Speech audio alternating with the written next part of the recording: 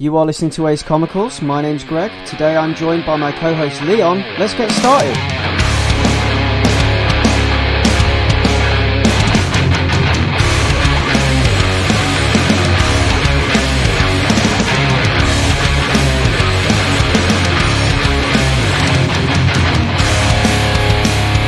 This is Ace Comicals episode 19. If you're hearing this, my name is Greg and I'm here with my co-host Leon. We are broadcasting across all available channels. We have little to trade but can offer fresh comics and our opinions on said comics. We can and will provide this in exchange for ammunition and medicines. I get that I might be asking a lot. Anyway, let's get straight into it. So, yeah, the purpose of that intro was to kind of bring us into a comic that I was excited to talk about, that I wanted to get straight onto talking about because I've been bursting to sort of talk about this and mention this. A book called The Realm, story by Seth M. Peck and art by a Jeremy Halm. So this is a new book from Image. We're only in the first issue. It's a post-apocalyptic fantasy, so think The Last of Us with orcs and drakes and black magic. So for starters with this book, I really like the world building and I like the way that the different characters are introduced sort of along the way through the first part of the story. And I think the blend of fantasy and post-apocalyptic sci-fi works really well, and it actually feels really fresh to me. I don't know if you've ever encountered anything like that before, have you? No, not really. I've seen a lot of post-apocalyptic.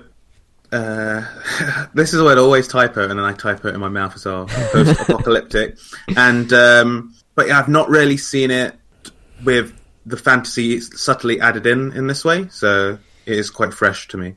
Yeah, I think it's quite unique in that way that it blends like fantasy and the post-apocalypse, which is pretty cool. Because obviously, I mean, as you probably know from listening to us previously, I am a fan of post-apocalyptic scenarios. You know, like this whole sort of survival thing after what comes after, basically, you know? And I quite like that this seems to be, I don't know if it's one world infringing on another or if it's all the doing of one guy who seems to have brought it all to life and brought it all in. I've got some theories about that, but I'll get into that in a bit. So the art, first of all, as well, because I think the art is really good at showcasing this world, and I think it's really good in its expression of the environments that we're taken throughout the story. There's a particular couple of pages that I really like where there is no text, no characters.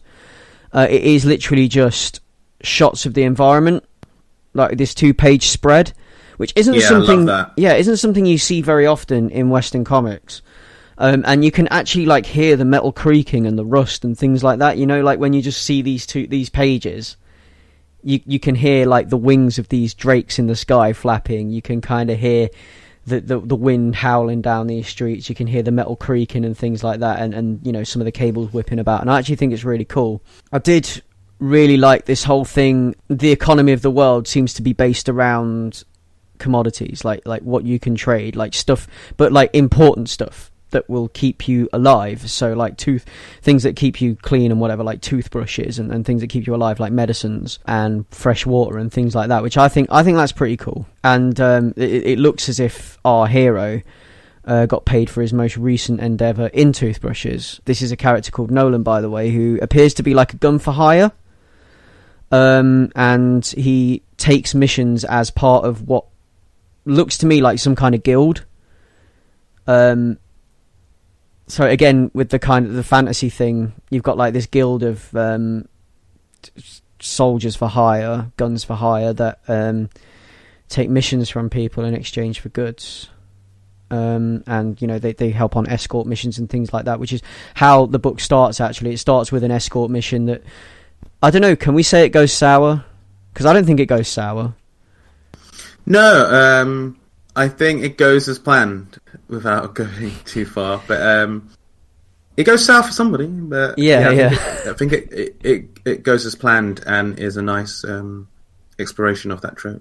Yeah, no, I really enjoyed this actually as an introduction, kind of like the whole sort of double bluff thing that it does, and where it moves on from that, and how it uses that to introduce our character, so our hero, Nolan. And then the other characters that we meet along the way, it's like these are people that have taken up in whatever has happened to this world, in the bringing of the fantasy elements into our world. I guess this is supposed to be our world.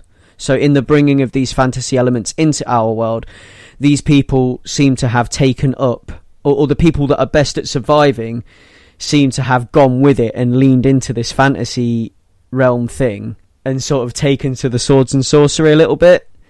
So the people that are most impressive are the people that have leaned into that. And you've got like this girl called Molly, who is a really, really adept archer, and kind of has like kind of follows the ranger archetype. If we're going on fantasy / Dungeons and Dragons, how can I say this, categorization of characters, I'd say Nolan is like he's like a soldier, kind of like a fighter / soldier. And then we've got Molly, who's like the ranger archetype with the bow. Other characters that are introduced, well, we have Sasha, who is Nolan's charge at the beginning, who she's kind of roguey, I guess, in the way she behaves. Yeah, I'd say so. Yeah, and you've got this big burly guy who slays orcs that I don't know his name yet, but he is intense. And I guess he's a barbarian.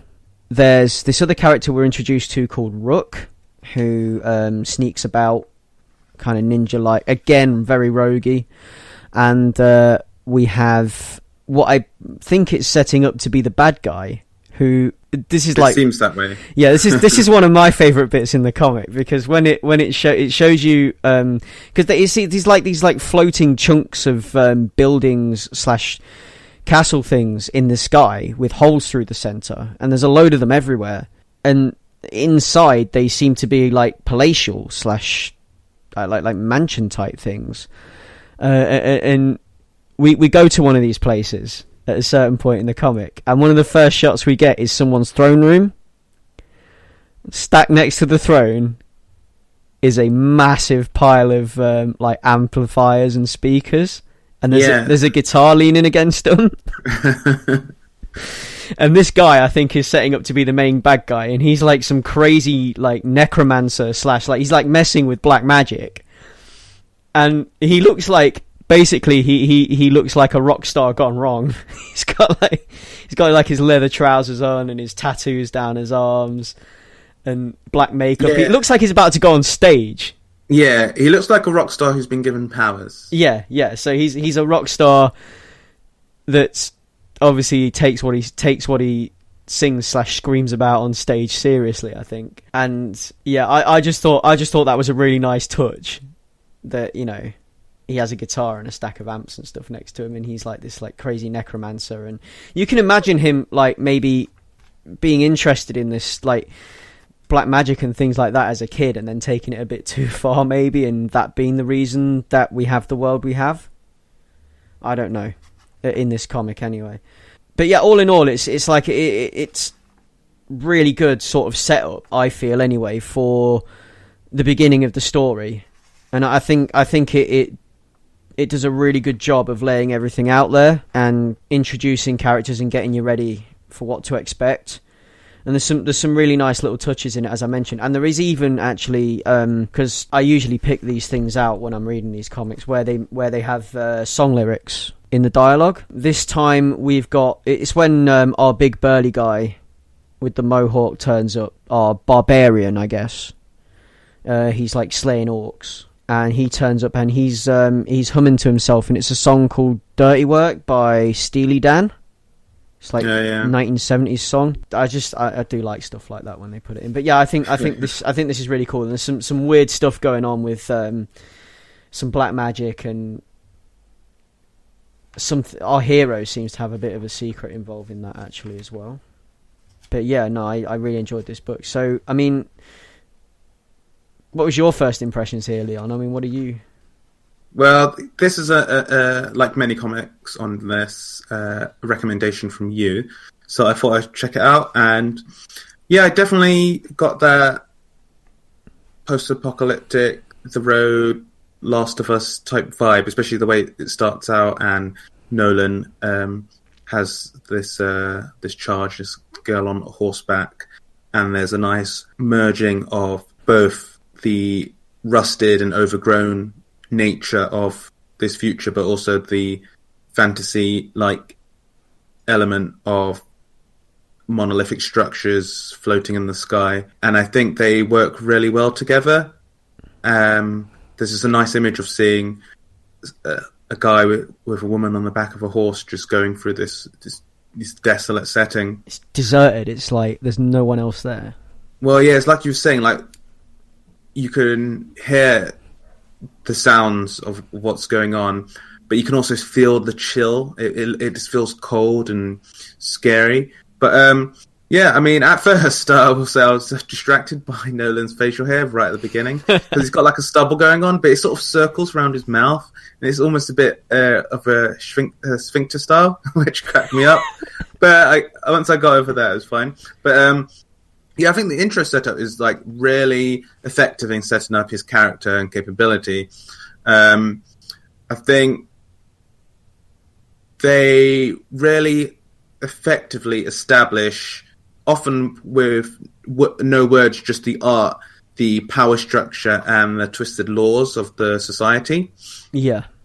And one of the fears of that is when you have this Sasha character, initially as part of this opening mission, it feels like that woman is chattel post-apocalyptic trope that you always get. So like the world goes to crap, and then suddenly like women basically have no rights again, and they have been traded around.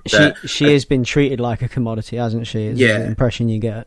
But I feel that they effectively turn that on its head in a really interesting way, and also set up quite a intriguing, and like they set up a world which little subtle things going on lead me to ask more questions, but in a good way. I feel it's quite a real, not really real, it's fantasy. Yeah. But like there's quite a tangible texture to the world, and it was like you were saying, things like that montage of panels just showing these empty buildings and streets. Yeah. Things like showing the throne room, but sans the guy who's in there, and showing all these amps. It creates these layers in this world which help sort of bump up the world. They build the world basically, but without us having to go through lots and lots of exposition, and just little details like the toothbrushes in the toothbrush box. And it says more with less, because these amazing establishing shots that we're getting, these establishing panels that are really well put together and really nicely composed, can do so much without anyone having to utter a word or any narration and I think that's the power of the art in this book, that it can the way that the art is composed and some of the panels, the fact that there are complete sequences that go without any dialogue as well, that it can do so much with but that's what leads to my next point, where I feel like the action art is almost storyboard like in its coherency and like its action matching sequencing, where I feel like everything feels kinetic but very clear.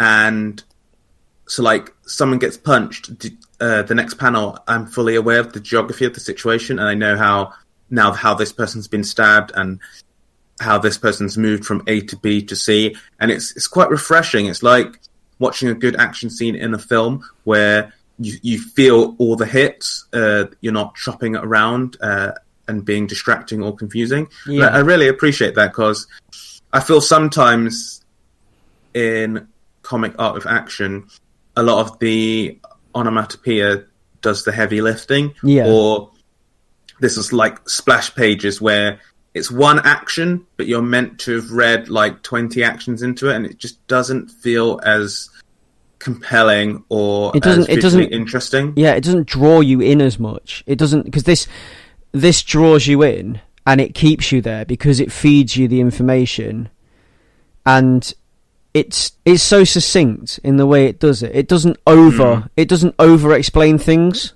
and it doesn't under explain either. It has the balance, and it does enough to draw you in and to keep you captivated to the end of the book, and then leave you craving the second one. Yeah, you know. And it's interesting because generally, I like post-apocalyptic stuff, but sometimes I tire of that sort of look, and I feel like the adding of the fantasy element is a nice way to sort of freshen up this genre. Yeah, and I think that the little touches and sort of the internal details have endeared this comic to me more so than I normally would, because the way you describe it, Last of Us meets Skyrim, like half of that sounds awesome, but then I'm not fully into like fantasy, and I'm not, like I was saying, I tire a bit of a post-apocalypse centered stories. Just the look, the dullness, the greys and the browns gets tiring after a while. But I think this does it really effectively and surprised me, and I'm definitely interested in issue 2. Because it's not just like, oh, here's some crumbly buildings or whatever. The urban blight actually looks interesting. It looks alive. It's not just like, so many post-apocalyptic stories as well, you've usually got like the road warrior type stuff, or you've got the stuff that is just literally plain old people trying to survive against usually some kind of virus outbreak or something, which is the kind of thing I don't tire of the post-apocalyptic setting. What I am tired of is the same scenarios being recycled. So I'm sick of reading about a virus coming and transforming people into some kind of zombie life form or whatever, or some kind of spore or something. I enjoyed it. I enjoy it, but now it just doesn't. If another book comes along and it's like, some kind of zombie survival story, I'm not as likely to pick it up. It's early days. Yeah, because you're saying this could be. Yeah, for all we know, issue 2. Yeah, I'm looking forward to the who, what, whys, and hows. If this is a story about a virus, then so be it. I'm still going to enjoy it because it's doing it differently. It's not the same as The Walking Dead or something like that, is it? It's not. Yeah. Well, what I'll just say to wrap up my side is just a few elements that I thought were cool. I thought the cliffhanger was interesting and fairly internal, which I quite liked. Like it ends in a way which is not on the type of action that you'd think it was, or the type of revelation that you think it is. So I quite like that. I'll just say out of context, Gunblade on Shotgun is fairly badass. Yeah. And I'll give a shout out to Rook, because Rook's like awesome owl design is so cool, and I like the ninja-like nature of Rook. Yes. So I'm interested in seeing more. I'm looking forward to the who, what's, and whys, and hows, and I do want to see more of this book because I do like the characters introduced, and I like this fresh setting. Like the thing I guess I've been trying to get at when I've been talking about the fact that I'm tired of other post-apocalyptic stories is that this feels fresh because of the way that it's put together and the way that it's done, in a way that another post-apocalyptic story about some kind of virus or some spore that is transforming people into mindless shambling beasts is not fresh. But yeah, no, I really like it. Moving on from that, another book came out same time as this one, another new one from Image, which is called Retcon. This is story by Matt Nixon and art by Toby Cypress. Now what we've got here, we've got supernatural soldiers who were sent to fight supernatural threats. So secret wars going on around the world, basically, where there's real war, there's also a secret war happening alongside that on the same battlefields and things, where supernatural elements are employed, where dictators have, rather than having super weapons like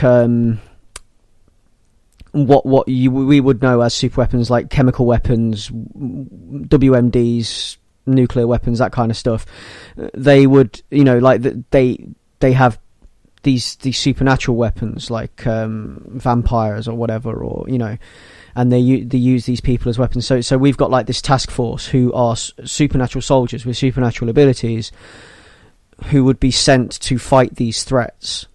And we start the story at an AA meeting, Alcoholics Anonymous, where we've got an ex-soldier from one of these units about to spill the beans and tell people that this shit's real. Obviously, it all got kept hush-hush until now, and certain people want it keeping hush-hush. And we've got some other members of this unit that have been drafted in to try and keep it a secret.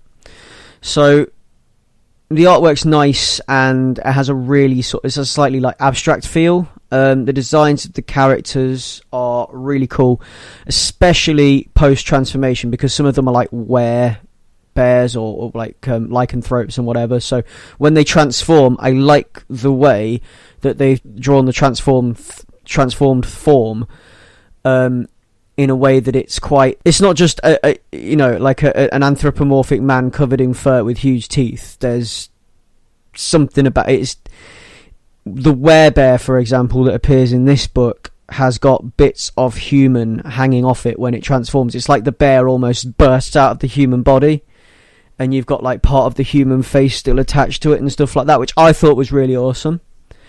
The one thing that I didn't get about this book, it's called Retcon, and that is because the whole idea of this was to create I don't know. I think what they're trying to do is they're trying to make you feel that this has happened before, or they're going to try and make you feel that it's happened before. From what I've read about it, and from what people are saying about it, and what the creator, well, when you read sort of like, there's a short interview at the back of the first issue with the creators, and it's like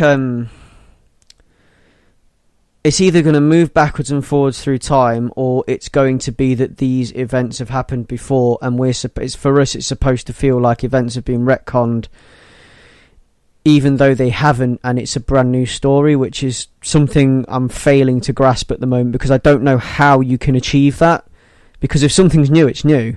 I mean, there's a bit in the back of the book here that describes it as a psychedelic new series, kind of like what would happen if David Lynch made a funny book with Steve Ditko and Jim Steranko.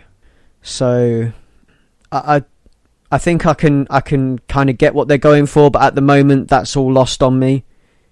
And I mean, I guess when I read subsequent issues, because I'm enjoying the story's really good. I like the setup.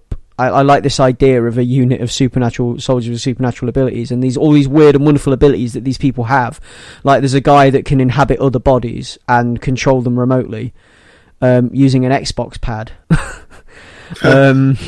And obviously there's the werebear, the lycanthrope.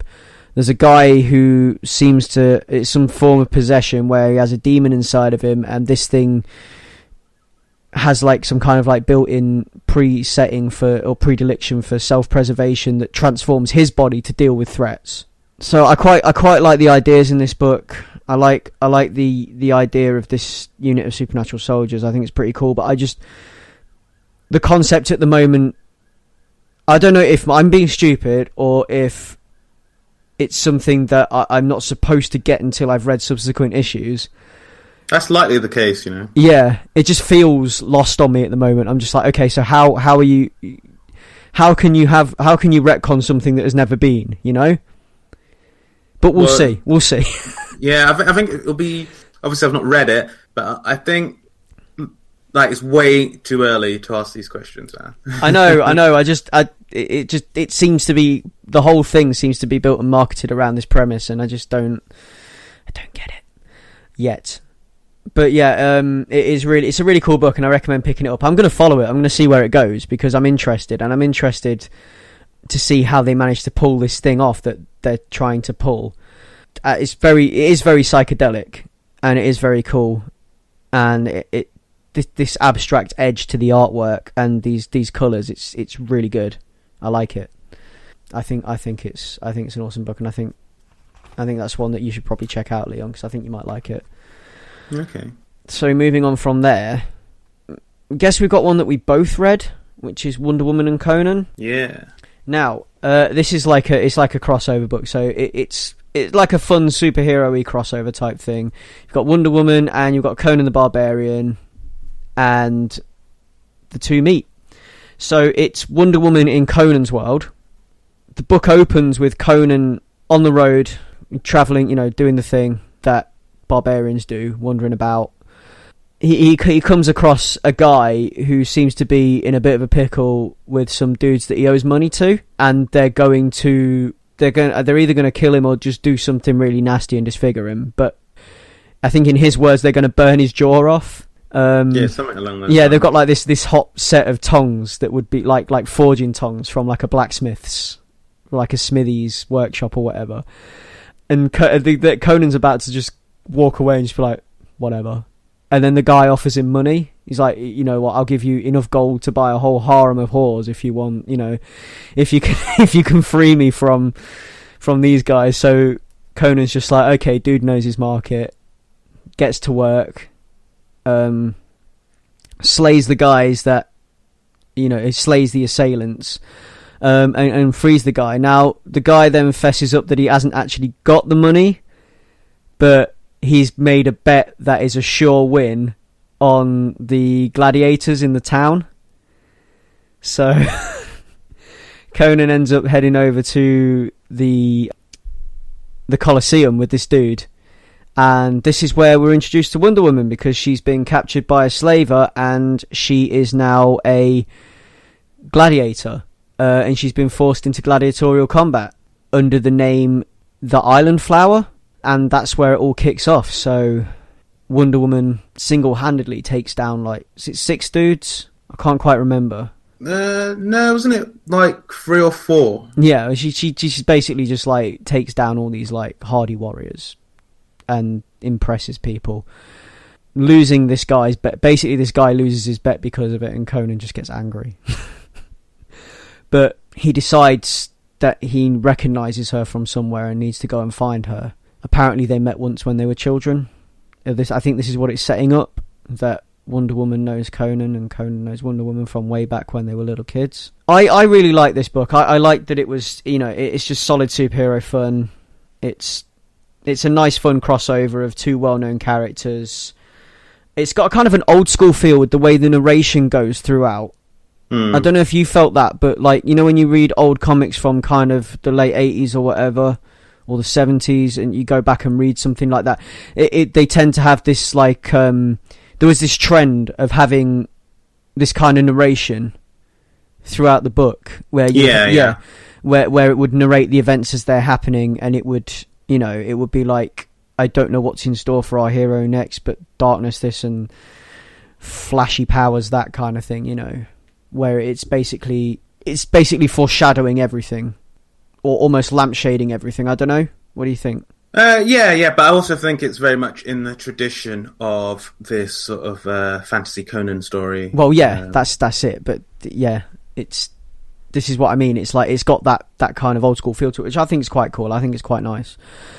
Yeah, I enjoyed it, but I mean, yeah, it's not setting the world on fire, but I enjoyed it. It's just a fun superhero story. I mean, what are your initial thoughts on this one then? Well, yeah, I'll give an overview, but generally this isn't my type of thing. I mean, I'm very touch and go with some superhero comics, and beyond the films, I'm not really deep into the Conan lore. For me, Conan is Arnie on dodgy looking sets, and well, ditto really, to be honest. Yeah. I mean, generally that type of fantasy magic, can take it or leave it. But I was quite surprised by this book. So this one's written by Gail Simone, obviously a fan of. The pencils are Aaron Lopresti, and the ink is Matt Ryan, and the colours are Wendy Broom, I believe. But I think it's quite effective in what it's doing. I mean, there's lots of little elements that I like that I wasn't expecting to going in. So, like, I think the writing manages to correctly reflect the setting without being confusing or unwieldy or just for the sake of it, which I quite like. It doesn't just drop you in the middle of anything. Yeah. It kind of sets it up and explains it. So even if you're new to Wonder Woman and Conan, you'd still get it. Yeah. And I think there's tone to the language which I quite enjoy. And there's a lot of just cool touches here and there. So I like in the prologue pages that we get one for Conan and one for Wonder Woman. Yeah. Conan's is all the panels are framed with like axes and like weapons and stuff of that milieu. Whereas Wonder Woman's is like branches and sprouts of like plants and flowers and like the sort of Wonder Woman shield symbol. So I thought all of that was really cool. I think Wonder Woman's design, so she's dressed in like Conan era type rags, but they're in like a muted version of the Wonder Woman colors, and there's even like a misshapen W on her chest and on her forehead, like dirt, but it's in the shape of like the star that would be on her tiara. I thought that was a nice touch. The mud splatters being the sigils and whatever of the Wonder Woman uniform. I thought that was pretty cool. Sorry, carry on. I think that's a cool way to have the character in there without it being just like Wonder Woman ripped from like 2017 appearing there. I think it's a cool sort of way to retcon this as like a non-canon weird story and of them existing in the same time. So I think that's cool. I think the action framing are really coherent, and it's like very nice clarity to the actions. In a similar way to the way I liked it in The Realm, but this goes even further in the fact that it doesn't even have onomatopoeia, but you still feel the impact of each action. I think all over the art's pretty good. The colours are muted, but they're not grungy, which I think could put off people going into this as a Conan book over a Wonder Woman book, where I would probably went into this as a Wonder Woman book over a Conan book. Yeah. So I kind of like that it feels like a merging of both of the characters' aesthetics visually. Yeah, I mean, well, the two factors that got me to pick it up was A, Gail Simone, and B, Wonder Woman. So that was what drew me to it, because although, I mean, I've known about Conan comics and whatever, I've not really read an awful lot of it, and outside the movies, like you, outside Arnold Schwarzenegger prancing about in a fur loincloth with a fake sword, I don't know much about Conan the Barbarian, so... But it's cool, because I thought it would try and cast him as this like hero character in a way, but he still very much feels like a warrior of his time. Yeah. And he's all about that dollar. So I quite like that. He's not sanitized in that way, and the world itself isn't sanitized. He's still savage and brutal. And you've got those fantasy tropes in there of like the little weasel guy, and like I guess you got Conan the Barbarian, who is Conan the Barbarian. You've got the little weasel guy. You've got the he follows the barbarian trope in this again as well. Like you say, he's not sanitized. He's still, rough and ready and only in it for the gold kind of thing. And I like the way the narration says, as if someone's telling you a story to make him appear more altruistic than he actually is. Like in places where the narration's like, never let it be said that Conan wasn't compassionate or whatever, and he's only in it for the gold, and you know that. Yeah. He's been offered women and gold, and that's why he's doing what he's doing. But yeah, I do like the artwork in this. I like how it's got like that kind of like flair of realism about it, but then at the same time, it's exaggerated in its facial expressions and things like that. The way people's faces appear and stuff. I really do enjoy that. And I think it's a fun fantasy meets superhero story, and I did enjoy it. I did. Obviously, it didn't blow me away. Yeah. Because it wasn't. I don't think it was ever going to. Because it's not anything. It's just. I think I've been spoiled by other things that I've read lately. But I think this is still good, and it's still good fun, and I'm still going to enjoy it and carry on reading it. Well, yeah, I think it's better than it should have reasons, because this whole, like, crossover of 2IP thing is never something I go to for comics, especially if something like DC Comics superheroes and Conan the Barbarian. Like, it's definitely not in my wheelhouse or whatever. So it's like, I'd never go for this. But the fact that I read it was fairly gripped, and I'm actually interested in reading the next issue. I know that says a lot about what the writing and the art like do. So I think it's way better than it should be. And I think it just being 6 issues, the commitment doesn't feel too much or like it will overstay its welcome. That's going to help, yeah. I mean, obviously, there's other crossovers that I've been reading that are crossovers from various IPs. You've got Dynamite and DC have been doing the Shadow and Batman. I've not really talked about it, but I kind of like mentioned it a little bit on previous podcasts. Where the Shadow being the Shadow from the old comics, red scarf, black hat, twin pistols, dark powers, and then obviously, bringing that into the Batman world and combining the two. I thought that was pretty cool. Obviously, these things are always going to be they're always going to be on a little bit of a shaky foundation, where you're combining two very different worlds, two very different mythoses, where you're trying to bridge the two. You're never going to have like the suspension of belief thing. You're never going to have a truly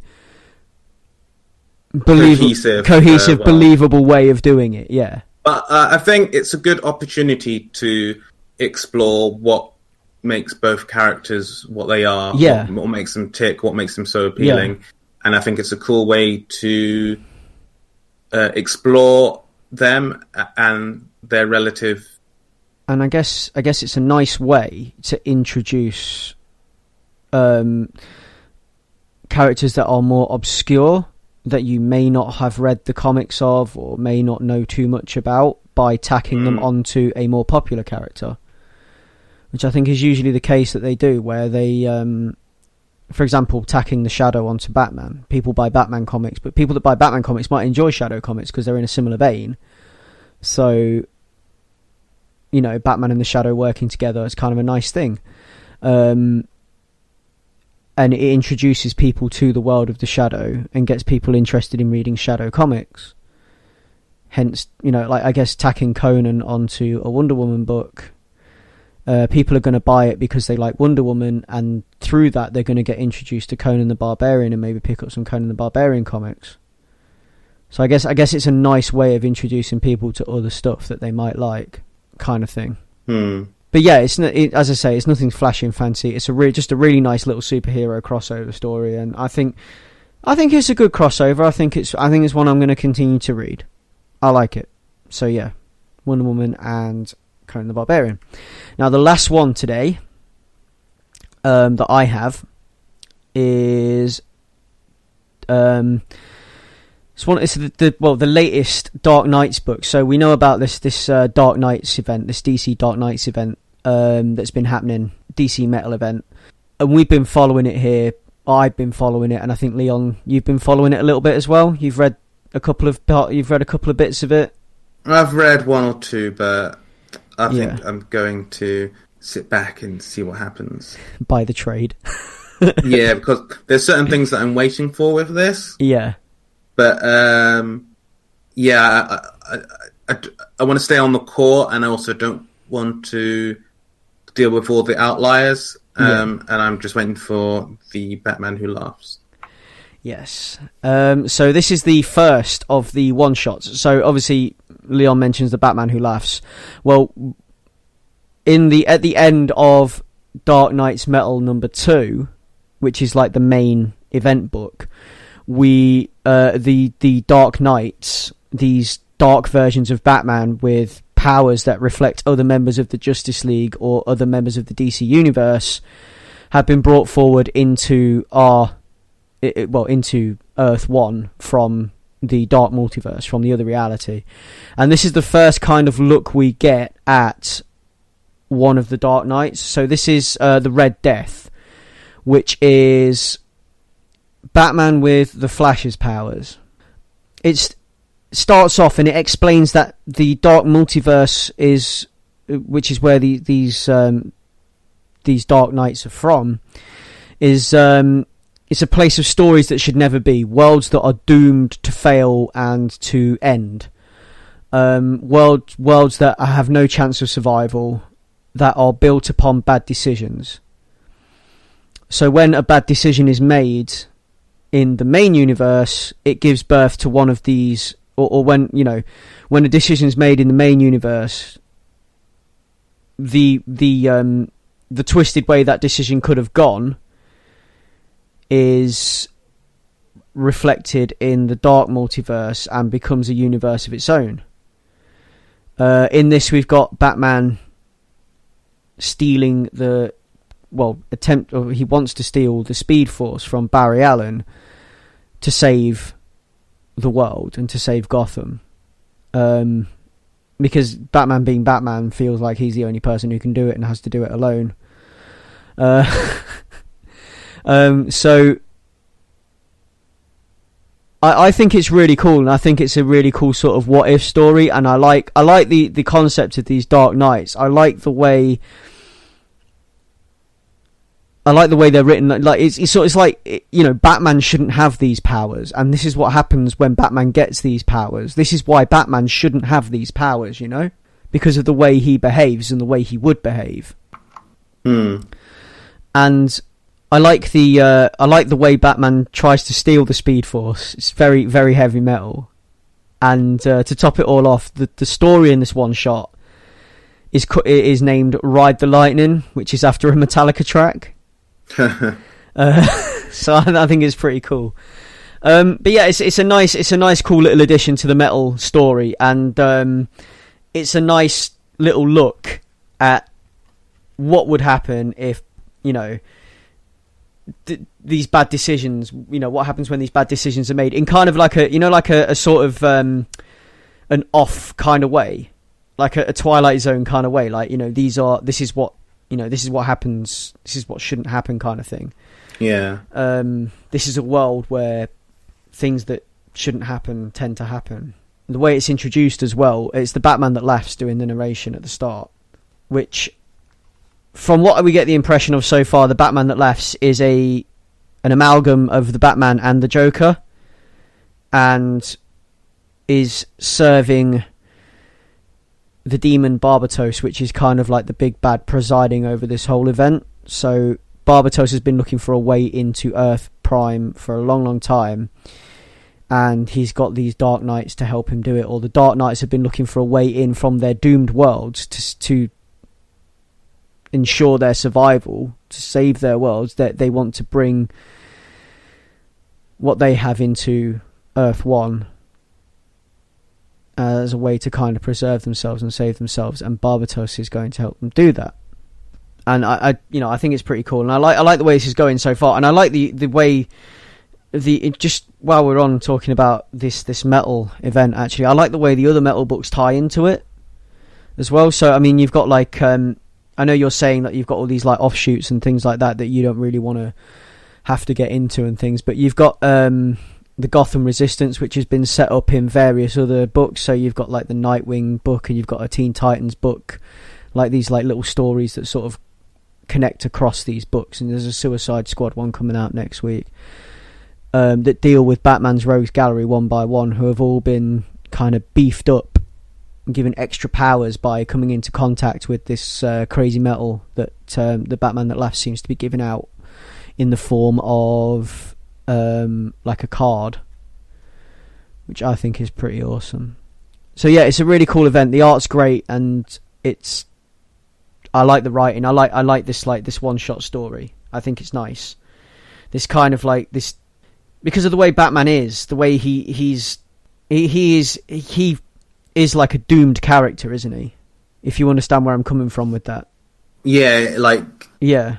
He walks a lonely road. I know he has all these psychics and stuff, but he generally walks a lonely road and lives a sort of doomed life. There's no happy ending really to the Batman story. Yeah, and when he steals these the powers from the Flash, he exudes this doom, this, you know, this darkness that's inside of him, this darkness and anger. Just he exudes that, and when he runs past people in his wake, he hurts people as he runs past them. You know, it's like his the energy that he's giving off, where the Flash gives off lightning, he's giving off these bats, and the energy that he's giving off is harming people as he goes past them. And I think that's a really, you know, it because this is what's inside the Batman, and this is what comes out of him, you know. I think it's really cool. I like it. I think these stories are going to be good as a way of exploring Batman as a character, actually. Yeah, that's what it seems that they're going for. Like I follow the writer and artist on Twitter, and in some of the previews for some of the art that they put up, every now and again there'll be like a sentence followed saying like what this thing's about. And there was one that I won't go into now until that comic comes out, but about the Batman Who Laughs and what's interesting about his psychology. So that's why I'm quite interested to check that out, because I think it's a nice way, and it's why I will go back and read these in trade form. I think it's a nice way to explore this character who has such this long storied history and has so many different internal struggles that are never usually made apparently aware. Is that Greg Capullo you're talking about, by the way, that you follow on Yeah. Twitter? Yeah. He tweets some cool things, some little nuggets from time to time that I quite enjoy. So yeah, that is Dark Knight's Batman: The Red Death. And next week we've got another one coming alongside. So you've got the Suicide Squad 26, which is going to be the next part of the Gotham Resistance. That's another metal tie-in. And we've got the next one-shot coming, which is Batman: The Murder Machine, which I think is Batman plus Cyborg, which is going to be pretty cool. I think I'm sort of looking forward to checking that out. Other things that we read this week. So we've got Mr. Miracle #2. Yes, Mr. Miracle 2 is like I had a fear after reading issue 1, which I've read twice now.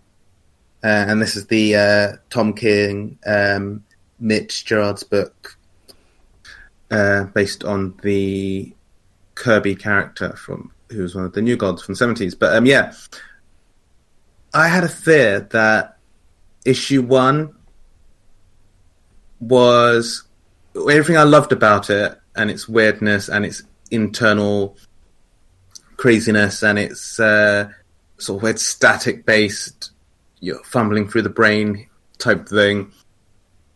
I was scared that was a flare of issue 1 and that things would get super conventional in issue 2, with the way how issue 1 ends and going into battle type thing. But yeah, my fears completely didn't come to fruition, as issue 2 moves the conventional story along, but you stay exploring this sort of askew internal struggle of this main character, and you're still swimming in his broken psyche, basically. Yeah, even as the story moves forward. That's the thing. Like, you're pulled forward, but you don't know what's real and what's not in a really cool off-kilter way. But yeah, like, there's so many cool things. Like, whereas in issue 1 you had the repetition and overbearing dread of like the dark side is panels. This starts off with like this super draining montage of war, and it's just like as a general just going from go here, do this, go here, do that, go here, do this, front to front. Yeah, get the job done. Good, next target, and now next target, and next target, and you can just feel it just wearing on Scott, and it just it's so tiring to read that it's so effective, but then like things still continue, and like there's like this really cool use, as I mentioned last time speaking about issue 1, of like that 9-panel structure, and like the way the art has this cool way of feeling like a comic written in the 70s, but in a slightly, like the backgrounds are done in a slightly more sort of modern textured way. I just love it. That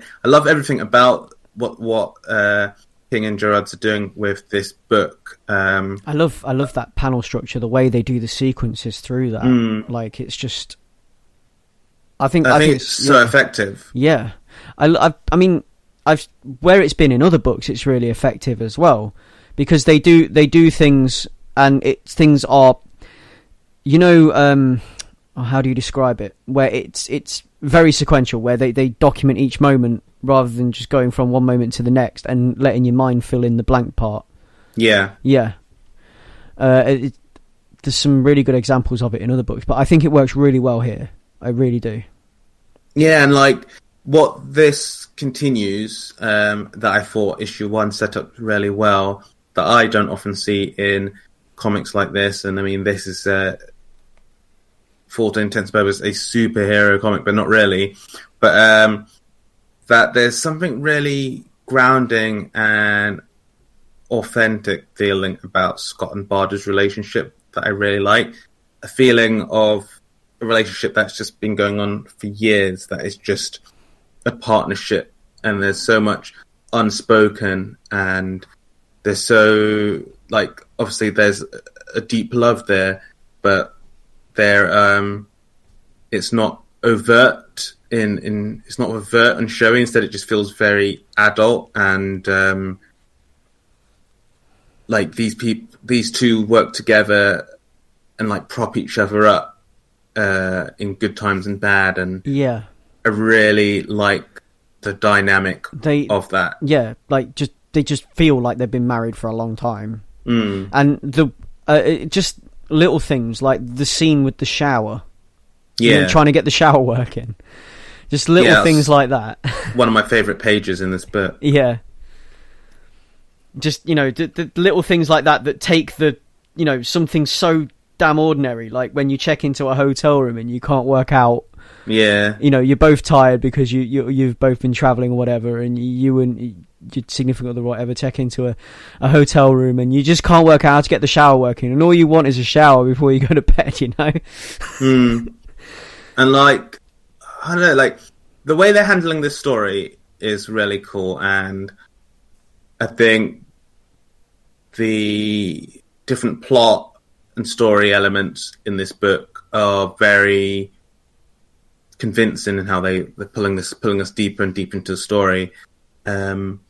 That I'm actually interested in that story as well as the internal stuff, and obviously it all connecting together. So I can't get enough of this book at the moment, and I'm just impatient at the moment. But this is not even one where I'm just be like, I'll wait for the trade. No, I have to read this monthly now. This is the one thing where Leon's not going to wait for the trade. Well, there's been a bunch this year. You guys have been bad influences, but this one is just eager for the drop dates each month. No, I number 3. I feel you there, because it's I mean, obviously every there's a lot of things that I buy everything monthly pretty much, and there's a lot of things that I'm always looking forward to, but this is one of the ones where it's like so difficult to wait for. It really is, because it's such a good book, and the things that Tom King's doing in this with the writing is just like, it's just great. And it's very, I think I've said this before, but it's very reminiscent of his work on The Vision as well, which I really like. To sate my hunger, I've gone back and been rereading that first trade, so I'll probably talk about that next episode. Yeah. So I mean, I might go back and have a read of that before next episode as well, so I've got something to bounce off you about when we talk. But so that has been this week's comics, I guess, that we've read. So on to what we're looking forward to. So this is stuff that will be coming out on Wednesday the 27th of September. So this coming Wednesday. This is a list of things that we're saying we're looking forward to, that we will probably pick up and we think are good tips for you guys. So we've got Batman the Murder Machine. So if you're following the Metal event, this is the next one in line, which as I mentioned, it's Batman, and I think he has the Cyborg's power in this one. So he's going to be kind of like Mecha Batman, kind of cyberized. We've got Batman the Shadow number 6, which is, you know, the Batman Shadow crossover that I mentioned, which has been pretty cool so far. Suicide Squad number 26, which is the Metal tie-in, which documents the next part of the Gotham Resistance story. Diablo House number 2. I don't think we've ever properly discussed the first one, have we, Leon? No. But I think we probably need to. Maybe next episode, maybe in the future we will. But Diablo House number 2, which is kind of like this... I want to call it an anthology, but I can't. Can I call it an anthology because each story is different? I guess it kind of is. Yeah, it's kind of like Tales from the Crypt, but in comic form. So it's like individual horror stories revolving around this one building, this one house, I believe, is the concept. And the first issue was really, really cool. I'm looking forward to the second one. So that's out next week. We've got the next issue of Teenage Mutant Ninja Turtles number 74, which is going to be the Trial of Krang. We've had the Dimension X event, which was the Turtles gathering witnesses from across the galaxy, from, you know, throughout Dimension X to stand to be at this trial of Krang, to give evidence against him. And now that's been completed. We've now got the trial about to go ahead, but I don't think this is going to go off without a hitch. Do you? We've got Redneck number 6, which has been a fantastic story so far. So I'm looking forward to that. Vampires, barbecue, Texas, you know, all that really good stuff. Packlist number 5, which is Dustin Weaver's anthology series. The fifth book is out next week, and there are some continuing stories in it, but it's mainly just Dustin Weaver's head pouring out into a comic book. And I think it's really cool that I think it actually, for me, symbolizes creative freedom, that someone can do something like this if they've got all these really cool ideas that they've been sitting on. And, you know, he's like, well, you know, I'm just going to publish the contents of my head, kind of thing, I think is what this is. And I think it's really cool, and it's creative freedom, and it gives him a chance to play around with stuff, and I really like it. Yeah, I'm probably going to jump on that soon. Yeah, no, I like it. I think it's cool. Saga number 47. Obviously, we all know about Saga. We all love Saga. The continuation of the epic space opera / life, slice of life story. Bit slice of lifey in places, I guess, isn't it? Can I say that? Yeah, I was saying more Odyssey, but yeah. Space Odyssey, slice of lifey, Odyssey, opera-y type thing, which is really cool. We've got Thanos number 11, which I've been following, which is Marvel's Thanos, has his own book. Venomverse number 4. I think I've mentioned this previously. It's basically a Marvel event where everyone's Venom. And this is the 4th one now, because this is getting published weekly, so we're 4 in. And it's, if Dark Knight's Metal is a kind of thoughtful event from DC in a way that it explores different facets of Batman, and it's something that's been set up for a while, this is kind of a big dumb action movie event. So it works and it's great, but for different reasons. And it's basically asks the question, what if all these people from the Marvel Universe had Venom symbiotes? So they've been drawn, basically different Venoms from different realities have been drawn into a war against a threat which threatens the very existence of the Venom symbiote. It's something that they're called the Poisons, and they're these little white life form creature things that latch onto anybody wearing a venom symbiote, use the person inside as an internal battery, and form the perfect kind of the perfect symbiotic relationship with the venom symbiote and create something more powerful. And obviously they're dangerous and need to be stopped, and that's why we're getting Venom America, Doctor Strange Venom, Venom Pool, Venom Raccoon. You get the picture.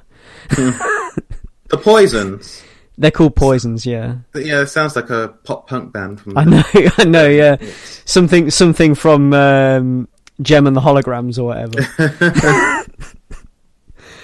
So we've got Crosswind number 4, which I know Ray's been reading, which is like I've not started reading this yet, but I get the impression that it's like a kind of Freaky Friday gone bad. Yeah, I was going to say, if you didn't say that, I was going to say that. I wouldn't even necessarily say gone bad. It's a Freaky Friday that is definitely worth checking out. Yeah. Freaky Friday, but someone's a housewife and someone's a assassin / killer. Yeah.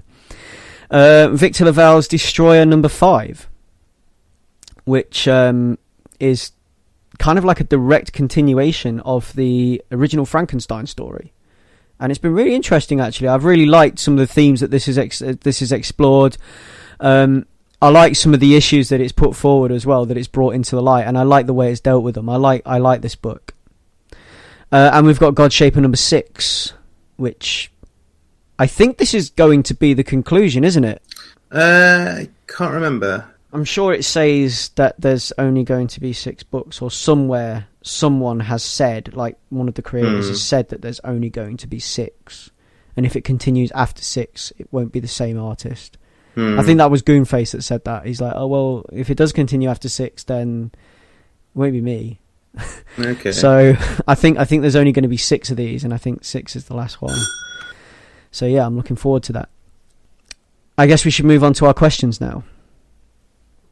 So we have questions from the metaverse. So Rahul, in his absence, has sent us a question which we'll get to first. So first of all, Leon, he has instructions for you to answer your own question from a few weeks ago, RE ideal comfort / reading situation. So addendum, because we went so grounded, what fantastical no limit elements would you want? Because we kept it pretty sensible. We were quite IKEA about this when we talked it over, me and Ray. So Leon, go ahead. It would be nothing special, but if we were going outside the realms of physics, I'd probably have this cool sort of floating device, chair, whatever, that supported every area of your body, so you were like super comfortable but not comfortable enough to fall asleep. And then there'd be a screen floating in your face, not a VR helmet, because I think that would suffocate you a bit. And I don't know, I like to have my head free. But yeah, and there would be music playing that I think would be perfectly atmospheric for what's happening on the page, general tone, not panel to panel, because I think that would be too jarring. But yeah, you'd just be in this like sort of space, and the backgrounds would be tonally similar to the colours on the page that you're reading, and you would just be in this bubble, divorced from the world, and there'd be like no outside sounds whatsoever, and you don't even need to touch anything. You just think, I want to read this issue, and then it knows when you want to change the page. Like that's how you do it. Total immersion. Yes. I was gonna say actually, maybe something that I missed from my answer last time was ambient lighting matched to what is going on in the books.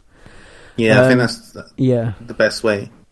So you're not a fan of styrofoam chopsticks or David Bowie covers then? I don't want to mess with Asian utensils while I'm trying to read. Like, I don't eat like during like films and reading and stuff like that, so I'm good to like lay off the snacks. Yeah. For like 20 minutes while I read an issue. I don't eat while I'm reading comics. I drink, but I don't eat. So Yeah, and the next question, so Rahul's second part of his question, so he's like, I can't make it to this recording because I'm working. So he got stuck doing some work, which is a shame that he couldn't make it. So we're sad that he's not here, kinda. So which comic book character would you be most willing to work overtime for? Would you do this out of respect or out of fear? He asks. So, this is tough. Who would I be most willing to work overtime for? Well, I can name comic characters that I'd be least willing to work overtime for. One of them being J. Jonah Jameson. What should be for JJ? I wouldn't work overtime for him. I'd have no respect for him as a boss, I don't think. And he wouldn't pay you properly. Exactly, well. Yeah. So no, he'd definitely not be getting my overtime hours. If I was maybe working for, I don't know, maybe if I was working for someone like Reed Richards, I might find that'd be pretty cool. Yeah, I might find, because you'd find it interesting, even if you're just bringing him coffee every half an hour, like whatever he's working on. Even if you don't really understand it, you'd find it interesting, wouldn't you? So it'd be like a really interesting place to work, to be like sort of like an intern at Reed Richards' lab, maybe. I don't know. I'd be willing to put overtime in. It's in a sweet location as well. Yeah, Baxter Building, middle of New York. Yeah. Let me think. Are there any others? Oh, what about working in the Xavier Mansion?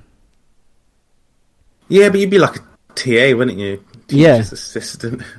Yeah, but you imagine being a teacher's assistant. Are you a mutant in this? Because if you're not, it would suck seeing all these people with powers and you're just a pleb. True. Maybe, yeah, okay, so in this scenario, probably I am a mutant, yeah. Otherwise, it would suck. But then again, wouldn't it suck being in the Baxter Building around the Fantastic Four with no powers? No, kind of, but I think it'd be more akin to working with celebrities who are famous for doing cool stuff. Or maybe working for Stark Industries.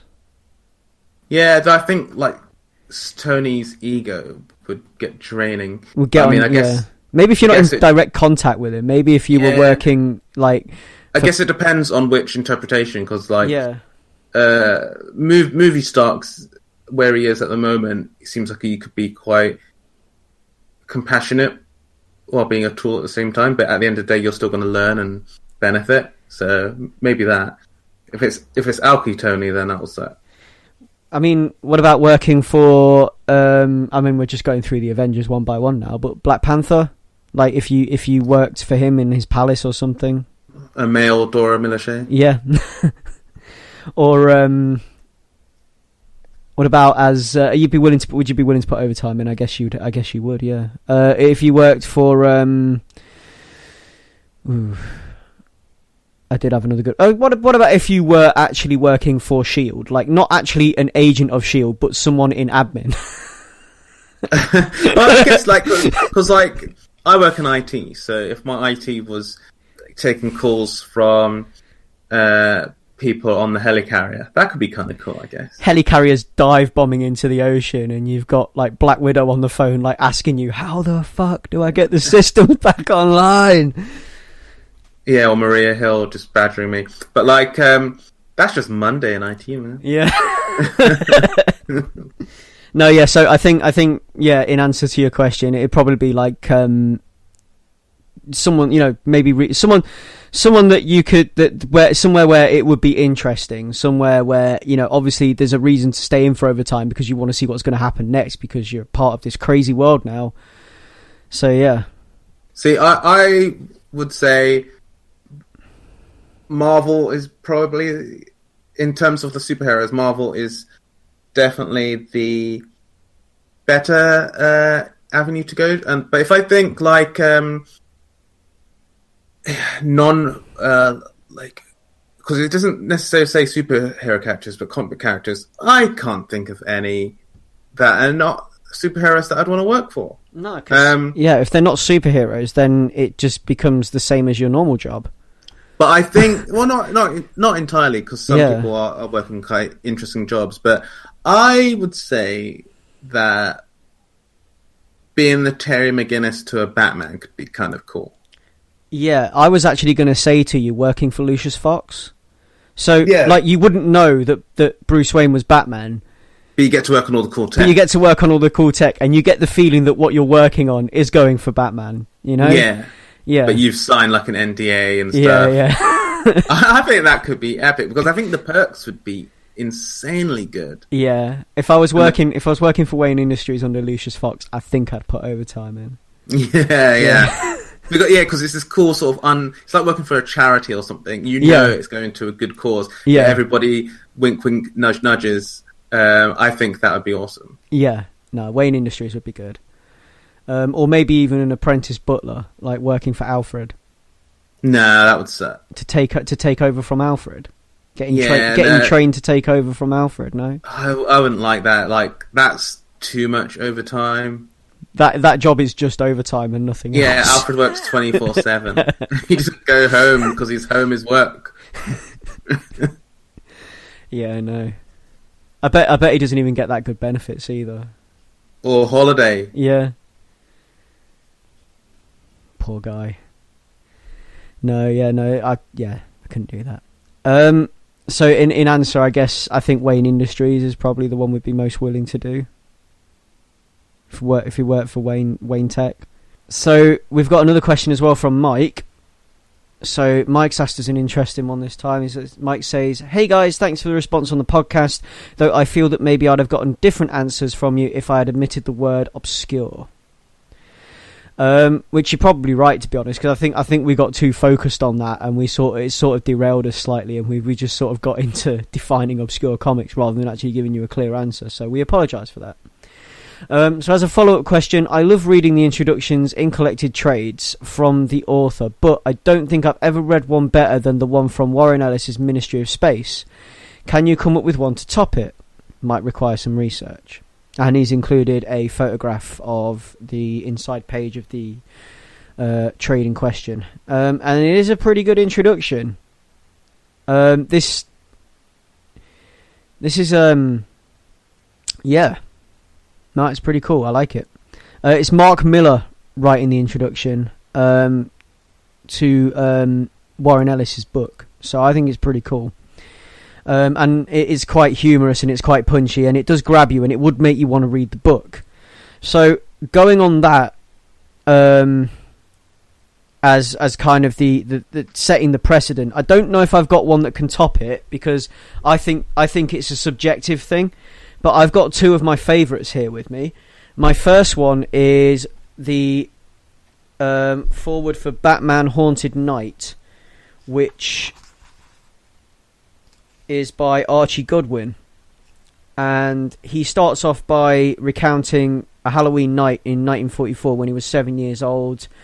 And he talks about how some guy answered the door waving a rifle and screaming he was going to shoot the kid for trespassing, and it's just kind of a cool Halloween memory. And he talks kind of about why Halloween stories work so well for Batman, and he talks about, you know, this kind of spirit of Halloween, what Halloween's about. And I quite like that as an intro to a book that's quite Halloween, that I feel is a celebration of Halloween. And it's coming up to that time of year again, and I love Halloween, so I'll probably be busting this out and reading this again before Halloween, because that's what I do every year. I think that's probably one of my favourite intros. I will include photographs of it in the notes. The second one that I like, just for the way that it for the way that it the imagery that it uses to describe getting into this story. This is George R. Gutierrez. I'm sorry, I'm probably getting your name wrong. I'm awful at stuff like this, so please ignore me. But yeah, George A. Gutierrez. This is his introduction to Space Riders in the first Space Riders trade. And and he's started off with WTF, exclamation mark, question mark, exclamation mark. What the hell are these guys drinking? That's the first thought that exploded in my mustached brain as I cracked open Space Riders #1 for the very first time. And like an 8-year-old kid walking into the Road Warrior, a Mexican strip club, or a cockfight, I grew up in Tijuana after all, my little world would never be the same. I was like a baby tasting sugar for the first time, and I wanted more.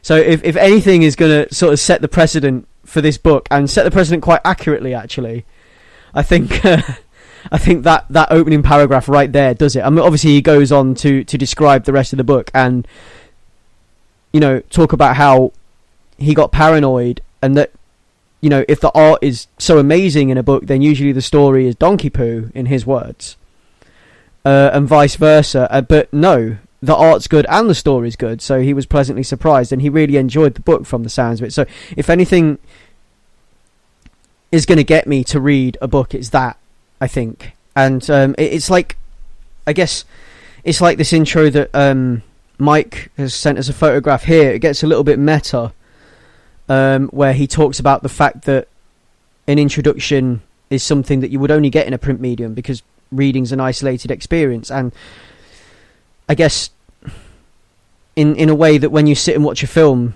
someone will sit next to you and, you know, say, oh wow, that bit was really good, wasn't it? You know, you don't get that with reading. And I think people, it's nice, you know, it's nice to have that, to share that with somebody. And I think that's what an introduction's for. And I think that's what we've got Mark Miller saying here in this one.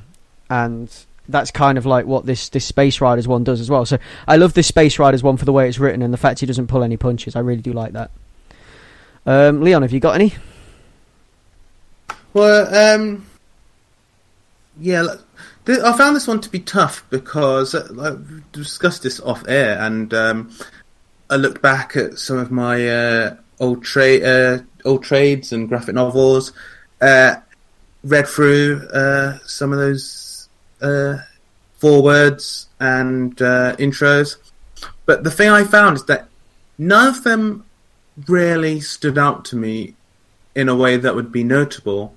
So I wondered with that why that was, and I think it just comes down to how I read those, where I always find they're not good to read before reading the book because they can often include details of what happened in the comic, so then I avoid them that way. But then on the flip side, when you finished it, sometimes I don't often go back, and I think they're a thing where, like the ones that you and Mike have referenced, seem to be really effective in recontextualizing the book or the intentions of the book in a really cool way, or exploring how the audience's relationship with the book can be different, and relating that to like different elements of real life. But for me personally, I'm too hungry for the actual story. So I looking back, there's none that stand out to me of being like noteworthy because I've just jumped in for the story and I've moved on to the next story. So that is my non-answer. You just blast straight into it. So yeah. Yeah, no, which is understandable. I do that. I mean, like, on the first read, I'll just go straight into it. And then when I go back round again for the second read, that's when I will, I'll probably take in the intro and take notice of it. And yeah, because I get that with, on single issues, the letters to the editor. If I have the next issue waiting, those letters are not getting read. If I'm waiting a month for the next issue, then I'll dive in and read. And it's just this weird thing where I don't want to be pulled out of the story a lot of the time and like to leave it on the final panel before I move on to the next part. It's the discussion, isn't it? It's the reason we do this podcast. You know? It's the discussion that, I guess, with the print medium, because it's such a solitary experience, as is in this intro for Ministry of Space, it's something that you don't get, which is why people do things like we're doing, which is why you get introductions written, I guess. But what the question has generated, though, is that I do feel like when I hit back on some of these rereads of a lot of my favourite trades, to read the book and then read that intro and breathe it in a bit more, because I think there's a lot of interesting things being said, and they're usually written by very talented people. No, yeah. So I hope that's a decent enough answer for you there, Mike. But yeah, so I guess that wraps us up. So that brings us to a close. You can find us at www.acecomicals.com, which is kind of the hub for everything we do. You can find us at you can find us on Facebook under Ace Comicals. You can find us on Twitter at Ace Comicals. You can send us a question on Twitter, or you can send us a question via email to acecomicals.gmail.com. You could message us a question on Facebook, I guess, if you want to as well. You can find me on Facebook at Batto, that's Battou. You can find us on WordPress at acecomicals.wordpress.com. Leon, where can we find you? You can find me on Twitter at Leon Everett. And you can also find Greg on Twitter at Batto, not on Facebook. Sorry, yes, yeah, not Facebook, Twitter. Yeah, you won't find me on Facebook. Yeah, no, you'll find me on Twitter at Batto, Battou. Yes. You can catch this podcast on iTunes. I'm pretty sure that whatever podcatcher app you use, you'll be able to find us on there. So, maybe leave us a review, like, subscribe. Yes, sweet reviews. Yeah, someone, please tell us you like it. So yeah, that has been Ace Comicals number 19. So Ace Comicals over and out.